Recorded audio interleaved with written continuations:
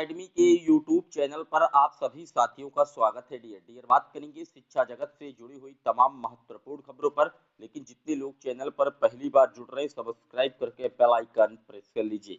Dear आपकी screen पर पहली अपडेट देख सकते हैं।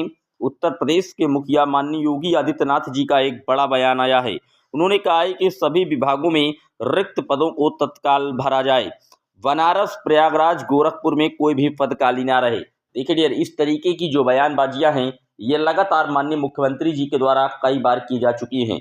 सभी विभागों में खाली पदों को तत्काल भरने का जो आदेश है, ये कई बार दे चुके हैं। और लेकिन आप देखते आ रहे हैं कि पिछले कई सालों से किसी भी विभाग में कोई भर्तियां देखने को नहीं मिल रही हैं। बात की जाए खासतौर पर उत्तर प्रदेश में शिक्षा विभाग में, चाहे वो प्राथमिक स्तर की शिक्षक भर्तियां रही हों या जो पेंडिंग भर्तियां हैं उनकी बात की जाए। पेंडिंग भर्तियां आप जानते हैं कि टीजीटी, पीजीटी का हो, एलटी ग्रेड का हो, लगातार इनके एग्जाम तक पेंडिंग है। और नई शिक्षक भर्ती का तो विज्ञापन ही देखने को नहीं मिला है। हालांकि बेसिक मिनिस्टर संदीप सिंह जी की कल माननीय मुख्यमंत्री जी से उनके आवास पर जाकर के कहीं ना कहीं मुलाकात की है। और लेकिन अब ये मांग की जा रही है कि जो महाकुंभ चल रहा है, महाकुंभ के बाद निश्चित तौर पर भर्तियों का रास्ता खोला जाए महाकुंभ की समाप्ति के बाद। क्योंकि उत्तर प्रदेश में बात की जाए तो पिछले कई साल से उत्तर प्रदेश में पात्रता परीक्षा यानी कि यूपी टेट का आयोजन ही सरकार नहीं करवा पाई है। और शिक्षक भर्ती तो 2018 से फिलहाल उत्तर प्रदेश में देखने को नहीं मिल पा रही है। लेकिन मुख्यमंत्री जी का इस तरीके का जो बयान है, ये लगातार सुर्खियों में बना रहता है। लेकिन ये लगातार कहते हैं कि सभी विभागों में रिक्त पदों को तत्काल भरा जाए। कभी कभी तो आ जाता है कि अभियाचन पहुंच रहा है, लेकिन कहीं कुछ होता दिख नहीं रहा। डियर, बात कर लेते हैं अगली अपडेट की। अगली अपडेट, बीएड प्रवेश परीक्षा में गलत उत्तर पर कटेंगे अंक। 14 अप्रैल से डाउनलोड कर सकेंगे प्रवेश पत्र। 25 मई को जारी होगा परिणाम। बुंदेलखंड विश्वविद्यालय ने बीएड संयुक्त प्रवेश परीक्षा के लिए प्रश्न पत्रों का खाका तैयार कर लिया है। 2 पालियों में 3-3 घंटे होने वाली प्रवेश परीक्षा में 100 प्रश्न आएंगे। प्रत्येक प्रश्न 2 अंक का होगा और निगेटिव मार्किंग भी की गई है। तो 15 फरवरी से बीएड प्रवेश परीक्षा के लिए जो आवेदन है वो फॉर्म शुरू हो गए हैं, जो 8 मार्च तक भरे जाएंगे। और 9 से 15 मार्च तक फॉर्म भरने पर विलंब शुल्क अदा करना होगा। आवेदन करने वाले अभ्यर्थी 14 अप्रैल से प्रवेश पत्र डाउनलोड कर सकेंगे और 20 अप्रैल को परीक्षाएं कराई जानी हैं। आप देख सकते हैं बीएड में अगर आप रखते हैं रुचि, तो आप अपना जो फॉर्म है वो ऑनलाइन कर सकते हैं। प्रदेश में संयुक्त प्रवेश परीक्षा का आयोजन इस बार बुंदेलखंड विश्वविद्यालय को दिया गया है। डियर, बात कर लेते हैं अगली अपडेट की।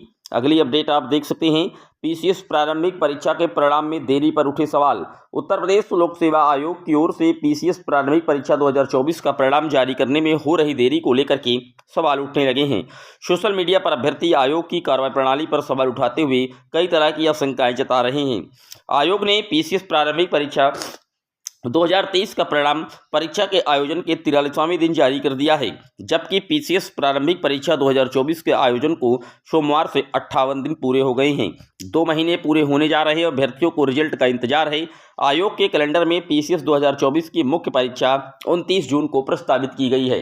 तो आप देख सकते हैं कहीं ना कहीं इस रिजल्ट को लेकर के भी अब जो स्थितियां हैं अभी तक साफ नहीं हो पाई हैं। 2 माह का समय हो गया है, पीसीएस प्रारंभिक परीक्षा का रिजल्ट आएगा। चूंकि जो मुख्य परीक्षा है कैलेंडर के अकॉर्डिंग वो 29 जून को प्रस्तावित की गई है, इसलिए अभ्यर्थी चाहते हैं कि जल्द से जल्द जो रिजल्ट है वो रिलीज किया जाए। बात कर लेते हैं अगली अपडेट की। अगली अपडेट 69,000 शिक्षक भर्ती मामले में आज सुप्रीम कोर्ट से एक बड़ी अपडेट आ रही है। आप देख सकते हैं यहाँ पर 69,000 में जो आरक्षित वर्सेस अनारक्षित आप कह सकते हैं का मैटर है माननीय सुप्रीम कोर्ट में, उसकी आज सुनवाई होने जा रही है।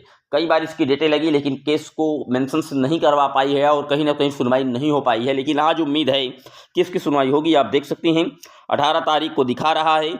जस्टिस दीपांकर दत्ता और ऑनरेबल जस्टिस मनमोहन जी की बेंच पर सीरियल नंबर 32 पर इस केस को सुना जाएगा। मामला आपको भली भांति ज्ञात है कि 69,000 शिक्षक भर्ती उत्तर प्रदेश की बहुचर्चित विवादित भर्ती है, जहां पर आरक्षण की गड़बड़ी की गई है और आरक्षण की गड़बड़ियों के सापेक्ष में 6800 की सूची जारी की गई थी माननीय उत्तर प्रदेश गवर्नमेंट के द्वारा। लेकिन फिलहाल उस सूची को इलाहाबाद हाईकोर्ट की लखनऊ खंडपीठ के द्वारा रद्द कर दिया गया था और नई सिरे से पूरी सूची को रिविजिट कराने का आदेश दिया गया था। लेकिन उसके बाद जो अनारक्षित वर्ग के अभ्यर्थी नौकरी कर रहे हैं 69,000 में, उन्होंने मामले को सुप्रीम कोर्ट में घसीट दिया। अब सुप्रीम कोर्ट में मामला गया है तो अब सुप्रीम कोर्ट से आपको सुप्रीम कोर्ट से इंतजार करना होगा। और सुप्रीम कोर्ट में इसकी कई बार डेटें लगी लेकिन सुनवाई नहीं हो पाई है। यहाँ पर जो आरक्षित वर्ग के अभ्यर्थी हैं वो लगातार दर की ठोकरें खा रहे हैं कि उनका नाम लिस्ट में है और उनकी कोई गलती नहीं है। वो लगातार यही मांग कर रहे हैं और सरकार ये एब्जार भी कर रही है कि हाँ, आरक्षण को जो सही तरीके से फॉलो कराने में हम असफल हुए हैं, कुछ गड़बड़ियां हो गई हैं, तभी उन्होंने 6800 की सूची जारी की थी। अब माननीय सुप्रीम कोर्ट से सुनवाई होगी और उसके बाद निश्चित तौर पर उनको जो राहत की उम्मीदें हैं मिलेंगी। लेकिन जो अनारक्षित वर्ग के अभ्यर्थी हैं, क्या वो हटेंगे या उनको भी समायोजित करने का कोई विकल्प है, वो तलाशेगी। इन सारी चीज़ों पर जो स्थितियां हैं वो माननीय सुप्रीम कोर्ट के द्वारा दिए गए जजमेंट के बाद ही क्लैरिफाई हो पाएंगी। आपकी क्या राय है पूरे वीडियो पर जरूर कमेंट कीजिएगा। पहली बार आए हैं सब्सक्राइब कर लीजिएगा। फिर मिलेंगे आपसे एक और वीडियो में, तब तक के लिए जय हिंद जय भारत।